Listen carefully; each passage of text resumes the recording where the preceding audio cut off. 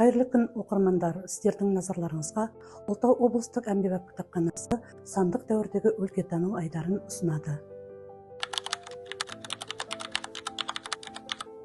Назарларыңызға өлкемізде сирек кездесетін кітаптардың бірі Большой жезқазған кітабы.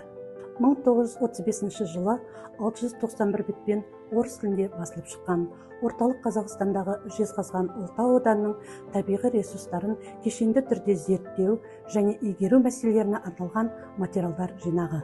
Бұл көркем шығарма емес, КСРО ғалым академиясының үлкен Жезқазған ауданының геологиясы, пайдалы қазбаларын және ресурстық әлеуетін зерттеуге арналған ғылыми сессияның материалдарын қамтитын ғылыми жинақ.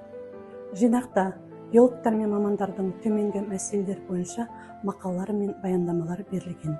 Ауданның геологиясы мен металлогениясы, мыс және темір кен орындары, көмір қоры, жерасты сулары, Жезқазған ауданның кадр даярлау және жұмыстарды ұйымдастыру мәселелері, өңірдің табиғи байлықтарын кешенді түрде игеру мәселелері қаралған.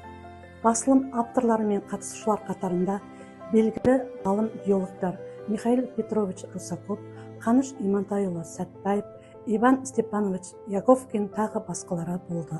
Олар нақты кен орындарын және оларды зерттеу міндеттерін сипаттаған. Құрметті оқырмандар, Большой жезқазған кітабының электрондық нұсқасын кітапханамыздың сайтынан толығырақ таныса аласыздар.